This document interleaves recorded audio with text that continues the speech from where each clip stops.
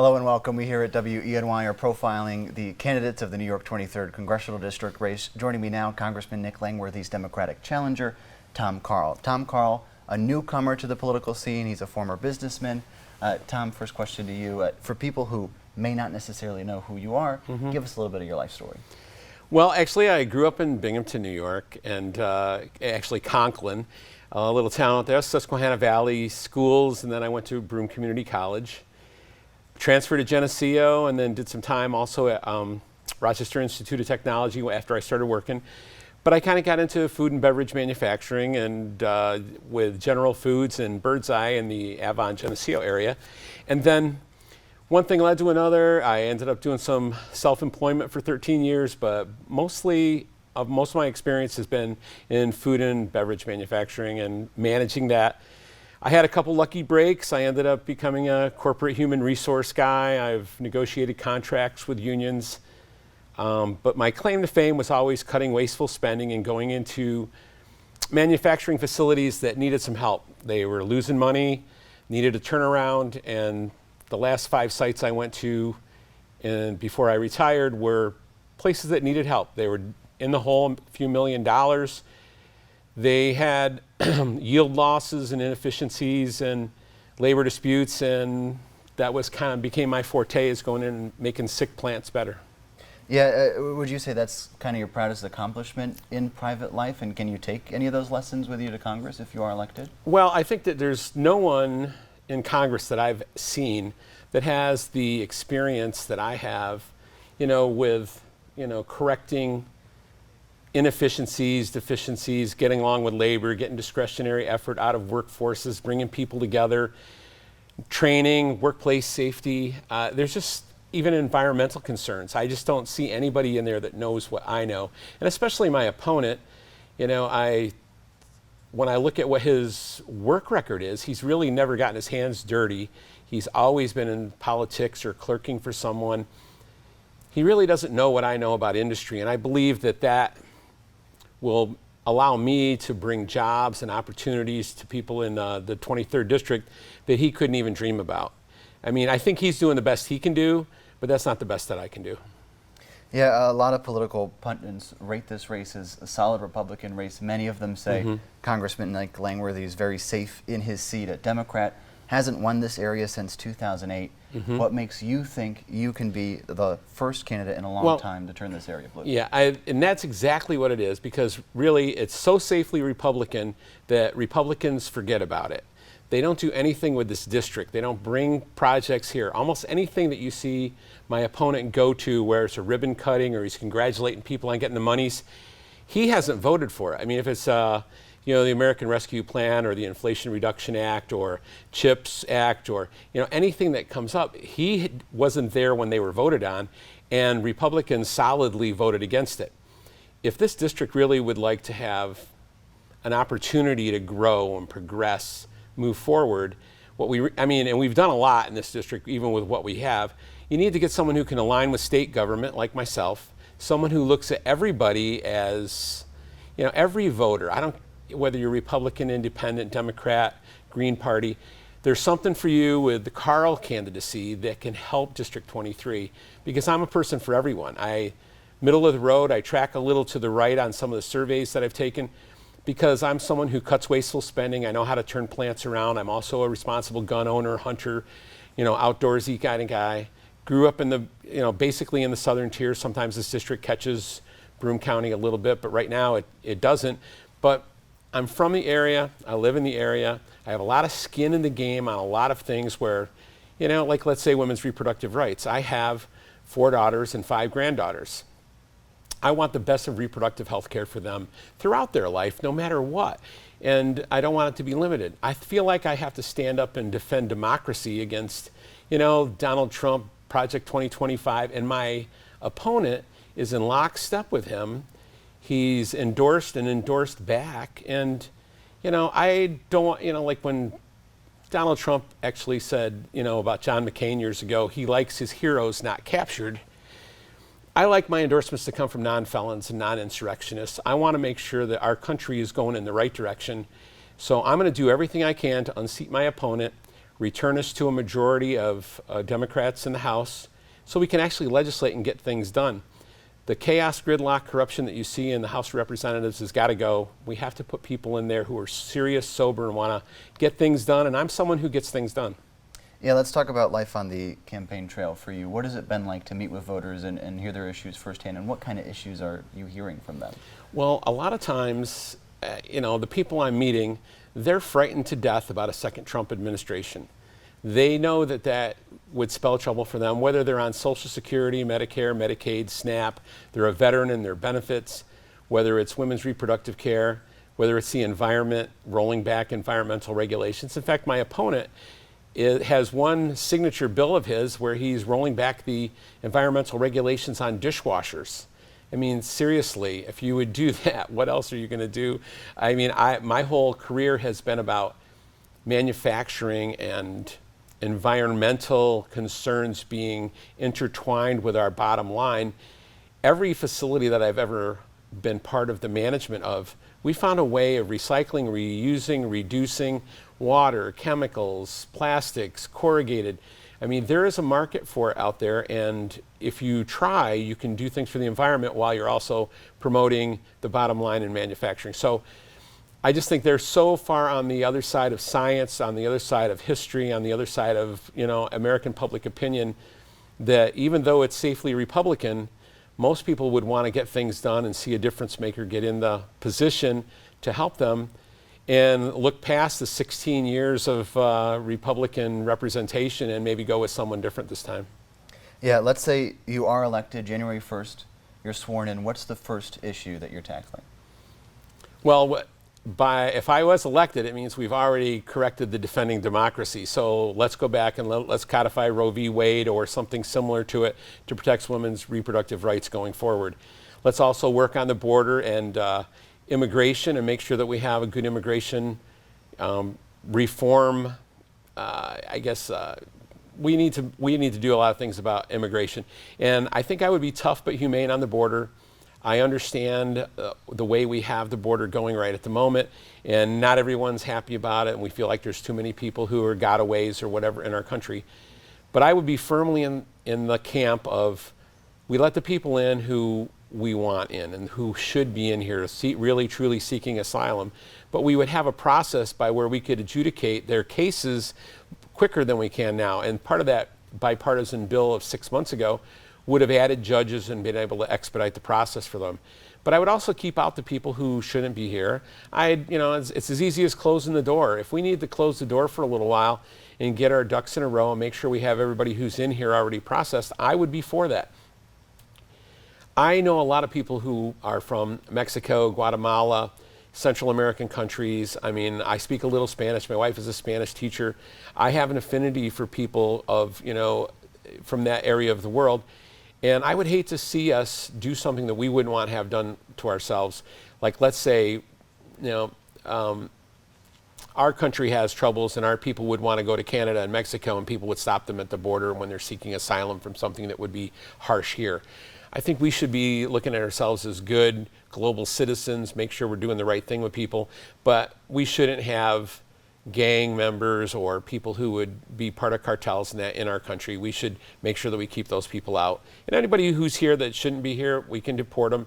But mass deportations and taking out families and separating families, I mean, that inhumanity there's no place for that in America. Yeah, let's talk about the economy now. Over the past 40 years, we've seen a ton of businesses and manufacturing sites leave this area, leave this district. Is there anything that you're planning to do about this, or is our local economy just facing a fundamental shift that we need to adapt to those losses? Okay, I really believe, because I've worked for companies not only in New York, but around the world. I mean, not around the world, but at least around the nation. Well, and, I've worked in Mississauga, I've worked in Brantford, Ontario, I've worked in Minneapolis and Chicago. I've represented people in Pennsylvania, Virginia, Dallas area of Texas. I mean, I've trained people in the UK, and what I'll tell you right now is the quality of people in New York State and our facilities are, as good as anybody's. And what we really need to do is get someone else like myself who will basically be holding up a sign that says we're open for business. I'm not only a self-employed, entrepreneurial type person, but I've also worked in the corporate world long enough. I know what attracts them. I know they like a good trained workforce. They want workplace safety. They want high quality work. With the CHIPS Act bringing all the jobs that are coming up to North Central New York State, for us to have an offshoot of that or have affiliated businesses or to do something more with the businesses that we already have that are in New York, I think those kind of things will all bring it together. Having someone like me who actually not only goes into a factory for a photo shoot, but actually can sit with the staff and listen to their presentation and maybe offer them some advice or a connection that could help their business has got to be a plus. I won't be just walking into factories. Anybody who would invite me, I would go and sit with them. Could bring other, efficiency or waste experts or someone environmental with me and actually help them with their bottom line, help them with their retention, help them with their training. I just think no stone unturned by this guy myself, who is a worker. I started out as a Teamster. I've worked my way through organizations. I've managed a lot of different, let's say 4 or 5 different companies in multiple sites. I've had workforces that had 42 countries represented in the workforce. I've been around and I've been successful almost everywhere I went because I listen to people. They usually have the answers. We incorporate them through continuous improvement principles. I just think that Tom Carle in District 23 could turn out to be a real boom for a number of businesses and possibly turn things around. Most of the customers that we dealt with when I was working in third-party manufacturing would bring their business to us because at one of the sites that I would manage, we would get the quality up, we'd get the workplace safety up, people would be pleasant, our place would be hygienically manicured and sanitary, and people would bring their business to us. More volumes and more volumes, more people employed. I think it's really one of those, perspectives that I have always worked and have been successful in managing other people's businesses that I can actually help District 23 do the same. Yeah, at a recent campaign event in Elmira, your opponent called for an extension of Trump's tax cuts and an end to Biden's economic policies. What do you see that doing to the economy if that were to pass? Well, I always go back to the Trump tax cuts, where there was an unwarranted tax cuts after 75 months of continued GDP growth under the Obama economic policy. And really, when those taxes, that was actually the trigger or one of the beginnings of a trigger that didn't manifest for a year or two of the current economic and inflationary situation that we saw ourselves get into after the pandemic. Trump's policies, economically are nowhere near what the current Biden economic policy is, where we're building from the bottom up and the middle out. There's infrastructure improvements, there's money for, industry, there's money for people to pull their roads and their bridges together. And a lot of that work, I've been traveling Route 86 a lot lately, and you'll see bridges being worked on, you'll see, overpasses being worked on. You go into cities, there's more money for people to do, whatever they need to do in their municipalities and on their roads. So what Biden actually recommended and has put forth is benefiting us. That's why our economy is good, even though it doesn't feel good, because we still have some of the inflationary, effects from post-COVID and the response to, the bounce back. But if you go back to when people say, well, geez, things were cheaper under Trump. Well, Trump also had a lot of the metrics were clouded by the fact that the pandemic caused no demand and high supply. The tariffs that he put in place on China and other imports actually raised the price of goods to us. That was one of the beginnings. The trade war with China, and then the supply chains broke down during the course of the pandemic for a number of different reasons. You can't put that all on him. But what we ended up with when we bounced back was high demand and low supply, and that's caused a lot of the inflation. But when it comes down to inflation, who actually raises the prices? It's not the President of the United States. It's not the people who are, doing the economic policy. What it is, it's the suppliers and the manufacturers raise their prices. They see a window of opportunity to recoup some of their losses, and they raise the prices. If you take the fact that we had the high demand that usually triggers in a capitalist society of raising prices. It always does. It creates inflation. That's part of the reason why when you go back to where we're normalizing, it took a little while. Everybody had cash in their pocket from the stimulus packages to try to make sure that we had a soft landing instead of a recession.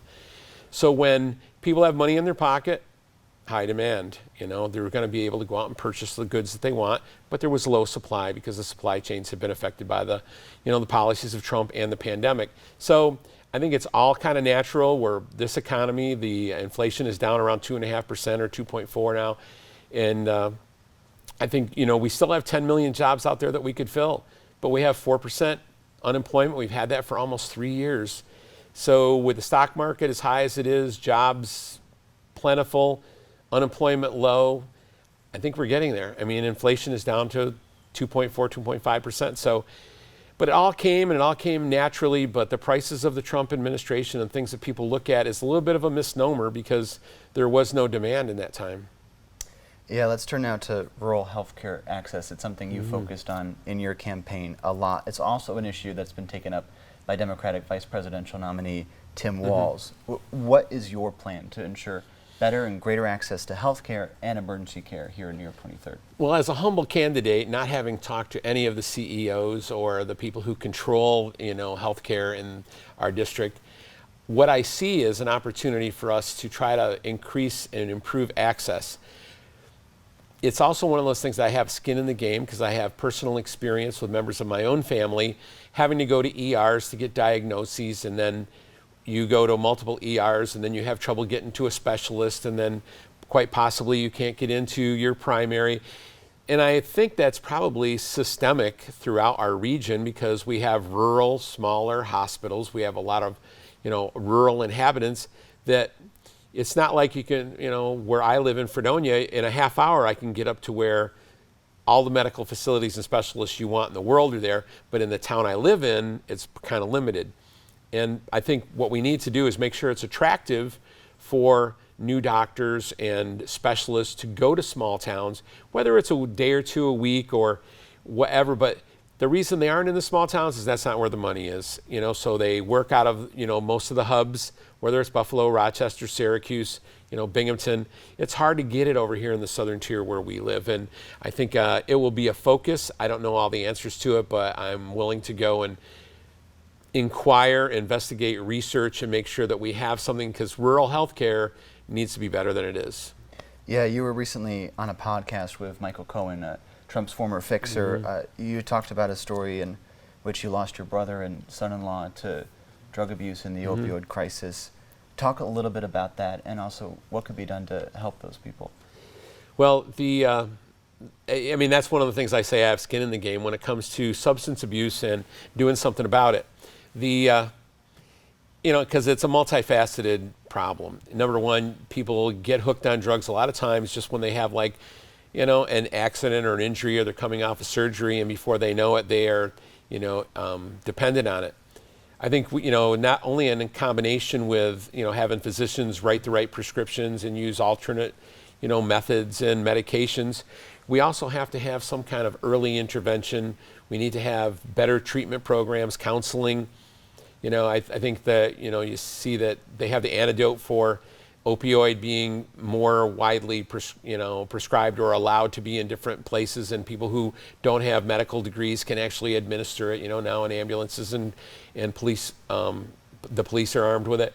Because we have way too many overdoses, and with the onset of fentanyl into the system, that has made it so it's so much more deadly, even though it's really addicts usually they end up bumping into fentanyl because people are cutting, the drug dealers are, cutting it with different things. And I think what we need to do is a combination of things where we have good law enforcement, we make sure our rules are what they need to be, we need to tighten up the border on all of that.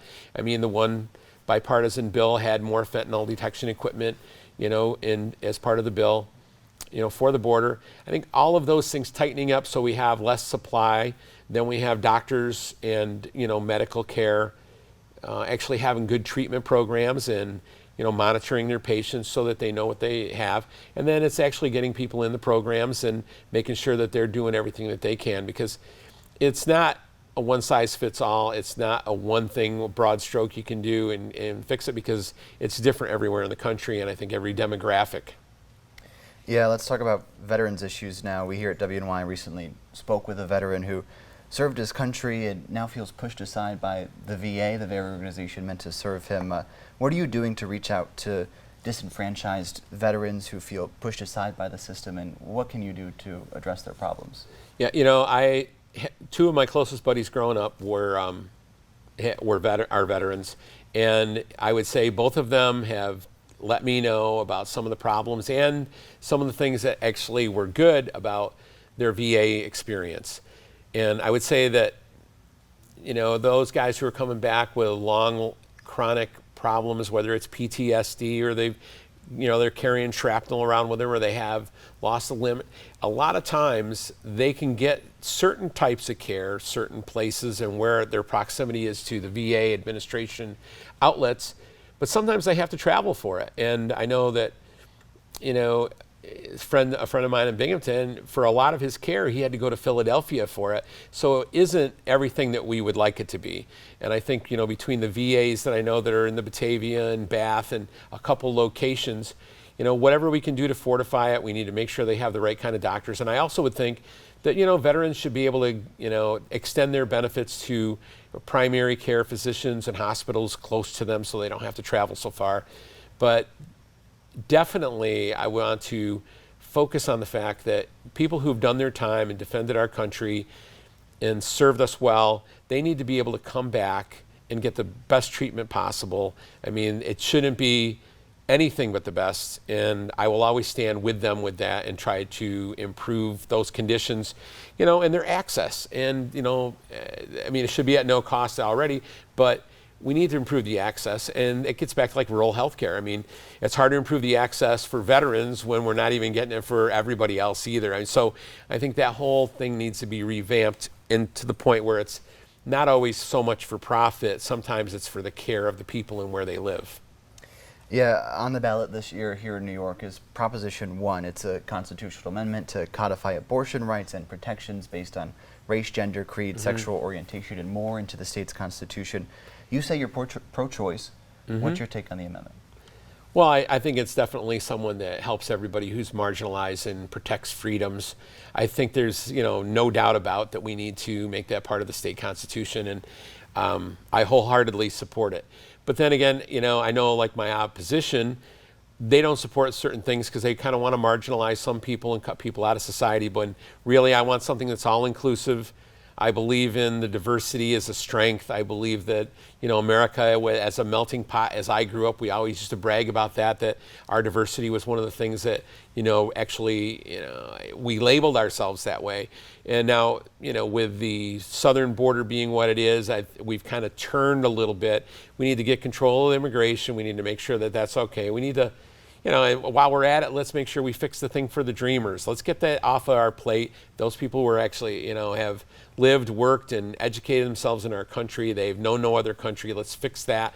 But let's tighten up the borders. I know that my opponent also looks at the northern border, and he sponsored a bill that would do something about the northern border, but all he wanted to do was surveil it. From my perspective, when you have a problem or you think you have a problem, you actually take action. We add agents, we would fund, we would do more for it rather than just go, okay, we're going to take a look at it. It's a big problem, but let's just look at it.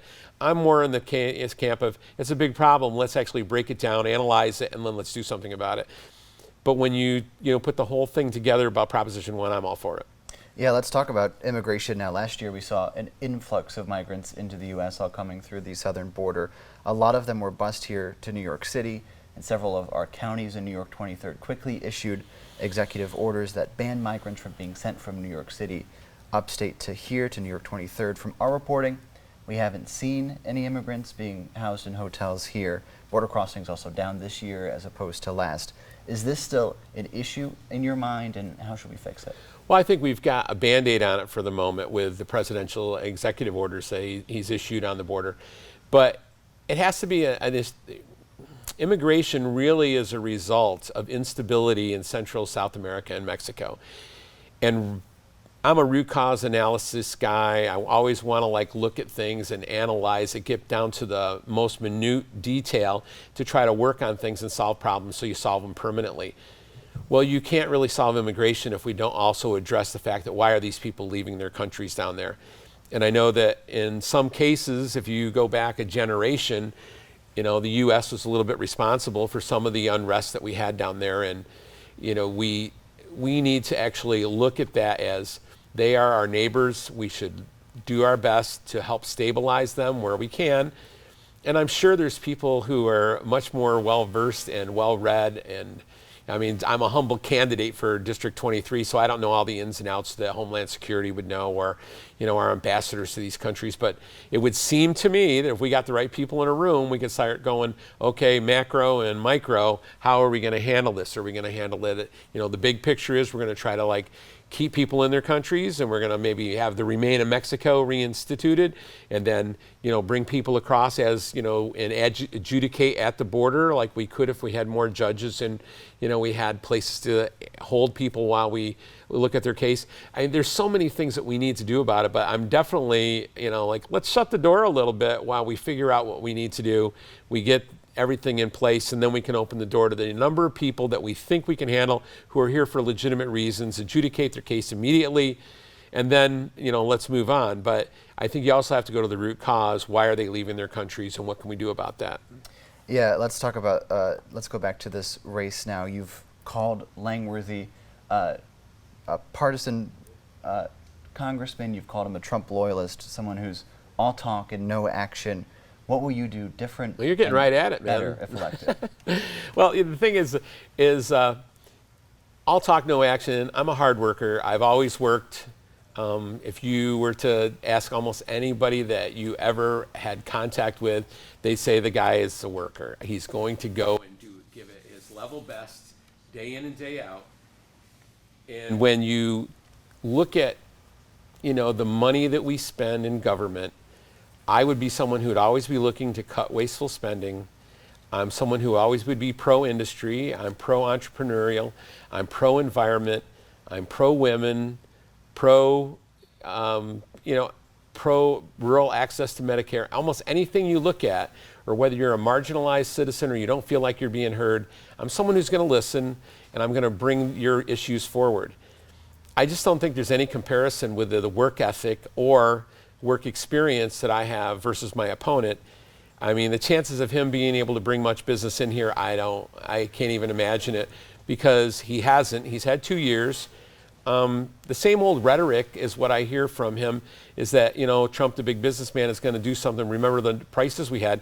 Well, I look at it like if you're following someone who has a problem with the truth, and then I guess you're bolstering that by endorsing him, how are we ever going to get anywhere? I mean, the only way we can move forward is through the rule of law, law enforcement, doing legitimate activities, having legitimate behaviors, and rewarding good behavior and good performance.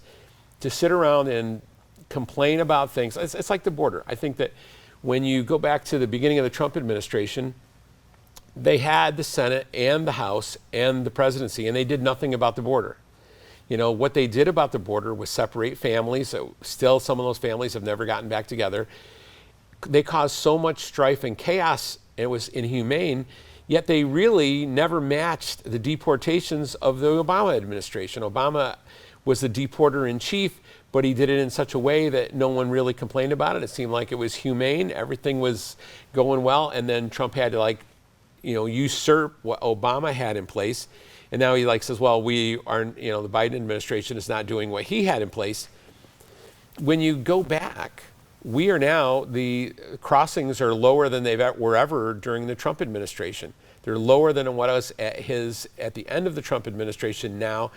And that makes it so they're lower than they were even at the Obama administration. So we have the ability to funnel things down, but really it's to Congress to act. The president should not be, having to use executive orders to close the border when we could have had a vote on that bipartisan bill that I know they said, well, the limits, daily limits were too high. Yeah, but that was something we could all agree on. It was going to put more judges, more officers at the border, fentanyl detection, and there was other safeguards in there. It should have been voted on, but it was called because they wanted the election issue. So sometimes I think Republicans don't want to solve the border because they always want to have it as an issue that they can run on. Yeah, you don't like Donald Trump. You made that very clear in your campaign. Well, what's to like? You made that very clear in your debate that you had a few weeks ago. What are your concerns if Trump secures a second term in the White House? Well, number one, Project 2025, because that's just really a playbook for the Trump administration going into it, and that one would, it's going to eliminate, all of the social safety net programs like Social Security, Medicare, Medicaid, SNAP, veterans benefits. All of those are in jeopardy, but also a woman's right to choose is in jeopardy. And then you take anybody who's marginalized in our society, they're going to have problems with Project 2025. The biggest problem, when Trump was first elected, as a business guy, even though I didn't think he would be good at it because I grew up in Binghamton, so I knew about the shenanigans of his whole life, and his bankruptcies and problems he's had with contractors and laborers and losing his casino. And I mean, I was privy to a lot of that because I lived close. I've always been a news junkie. So I knew it was trouble when I saw him coming down the escalator, but I hoped for the best. I wanted him to do well. I wanted him to show that, someone who had more of a business intellect would probably do well there. But he came right out of the blocks lying about crowd size. And then as you go through the whole presidency, I really can't forgive the insurrection. I can't really forgive the fact that he didn't tell us the truth about the airborne, qualities of the characteristics of COVID-19. He knew it in February of 2020, and it never came out. He never admitted to it until we heard it on tape from Bob Woodward's book in that summer. So how many hundreds of thousands of people passed away because they didn't know that COVID-19 was airborne?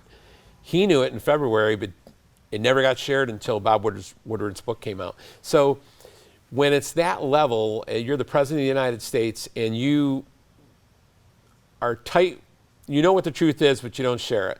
And then even if you know the truth about like the election, he was told by everybody in his staff that he lost the election, yet he still denies the election. I mean, a month ago he came out, well, I lost by a whisker. He lost. If he admitted he had lost all of this time and not had the insurrection, he'd be a viable presidential candidate again, because he could say, well, the pandemic once in 100 years, or he could say, that pandemic response, I could have done better on that. But when you take the fact that the rule of law that is protecting him now and has kept him out of court and kept him from having to face the charges that he's, in the 5 different jurisdictions, the rule of law that he would eliminate or reduce with another presidency is the very rule of law that's protecting him now. I just hate to see where it would go with him back in there, knowing what he knows now. He wouldn't be surrounded by the generals, like McMaster and, who he had the first time. He'd probably have the Roger Stones and Marjorie Taylor Greens and Jim Jordans and Matt Gaetz kind of people influencing him again and emboldening him. I just can't even imagine what a second Trump presidency would be. And I appreciate you letting me spout that out, because it's so much that I don't know how anybody could vote for him again. He has done everything that he could do to damage the presidency and the wheels of justice and the levers of government, that it just doesn't make sense to put him in there if you treasure democracy and the freedoms that we've enjoyed for most of our lives. I mean, most everybody that I know has benefited by living in this country the way it has been. Our institutions, our rule of law, law enforcement, military service, the economy, the capitalism. I mean, it's all kind of works, but he would throw a monkey wrench in the whole thing, just like he tried to in his first term, but he had guardrails then. He doesn't have guardrails now. Yeah, what about a Harris administration? I think when Kamala took over for Joe as a candidate, I felt like a breath of fresh air. She is more than qualified to be, the president of the United States, having been the vice president for 4 years, having been an attorney general, having been a senator. all you have to do is listen to her for a couple minutes, and you know that she can talk with anybody on the world stage. She has the common sense, the intellect, the experience to do whatever we need to have done. She's going to follow the norms of American life. She's going to follow the norms of our law and our rule of law and the Constitution. She's going to respect people's freedoms. She's going to be a president for everybody. And I get that there are people who are, going to say things, because we're a right and left kind of country. But really, you have to look and go, Donald Trump represents the very worst of what our country has seen. And Kamala is nothing but a bright future, hope for the future, hope for all people, respectful, democratic processes. Yeah, there's a lot of division in this country. A lot of voters A ton. complain about that. And the presidential race, basically a toss-up as we speak. Let's talk about your opponent, Congressman Nick Langworthy. What's one good thing you can say about him? Well, I think he's probably, different than he is when he's carrying water for Donald Trump. For him to carry water for Donald Trump and endorse Donald Trump, I don't think he is the person that he really wants to be. I think he probably has the best of intentions, if he was not under a Trump administration and the way the Republican Party has moved that way. I don't think Nick Langworthy is a bad person. I think he is caught up in a right-wing movement that has had him have to compromise his principles, and at least I'm hoping that that's the truth with him. But I see him as, he looks sad to me because I know that he doesn't really believe what he's talking about right now and supporting Trump. I just think that he's probably a good person, and I wish the best for him. And hopefully I am successful in this bid for the congressional seat. I'm sure we'll see more of Nick. I think he'll always have a political career because that's what he's had so far. But I think if those guys win, America loses on a number of fronts, and that's why I'm running. That's why I'm going to give it my all. That's why I'm working as hard as I am, going from one end of the district to the other to try to meet everybody I can to try to turn the tide here, because there's the stakes they couldn't be higher for this election. Yeah, last question for you. What would a Carle in Congress look like? Well, I said it earlier. It would be something like open for business. We would probably be able to try to, you don't get a business in here in a minute. But what we can talk about is building the infrastructure, and making sure that we have the STEM and the vocational people to support new industry coming in. We would, you'd have to think about it. It's kind of like the old Chinese proverb, the guy who plants a tree that he knows he'll never sit in the shade of. That's the same thing we would have to do here in District 23, is to get the work going, the infrastructure, the training, the attracting of new business. That takes a while. Companies just don't move from North Carolina back to New York on a whim. There has to be a reason. There have to be talked to about that. But I think when we look at our district, there's so many little things that we could do. I plan on, if anybody would invite me to their small business, I would go in and I would talk to them about that, because I've run some small businesses and I know some things, and go in there and encourage them, try to help them entrepreneurially and with what they're doing if they're trying to expand their business. The corporations and the companies that we have across the district, the ones that are very successful or the ones that are struggling, if they invite me in, I'm going to come in with a team and we'll see what we can do to help them, whether it's other financing or it's, they need some efficiency help or they need a consultant for a while. I don't know, but it would be something that I would invite everyone to talk about with me. I mean, one of the ideas I have is also running something like a congressional, I don't want to say a contest, but a performance review system where, high quality products being made in District 23. Let's have a review of those people, and maybe there's a congressional award that I can develop for District 23. Maybe there's something about workplace safety that I can, inspire people to move forward on and make their workplaces safer. I mean, there's things like that, whether it's efficiency or profitability, workplace safety, continuous improvement, things that I know about industry that actually inspires people to want to work, to be able to be retained by their employer, to bring their business back to New York. There's a lot of businesses here in New York that are doing just fine. How are they doing that? High quality work. New Yorkers can make the best products of anybody that are out there if they want to, and if we actually give them the tools, the training, the education, we put the infrastructure in. I always joke. I said the pre-work gets you the work. So if we actually have things set up, if you build it, they will come, like the Field of Dreams. We need to make sure that we're ready for the opportunities when they arise, because there's nothing worse than saying, well, it'll take us 5 years to train that many engineers in this area. When I watched an interview with Tim Cook, we said, well, the interviewer said, well, why do you still keep so much business over in China? He says, China can supply me with a room full of engineers at a moment's notice.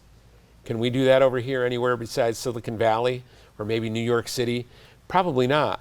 And I think that's where our future is. We have to have people who are STEM trained, engineering, electrical, computer, AI trained. We need to make sure that we're on the cutting edge of that. If you want the work, let's start building the educational system to support that. Tom Carle, the Democratic challenger for Congress for New York 23rd, thank you very much. Thank you so much. I appreciate it. Of course. Now, Election Day, November 5th, WENY will have all the coverage for you right here on WENY.com.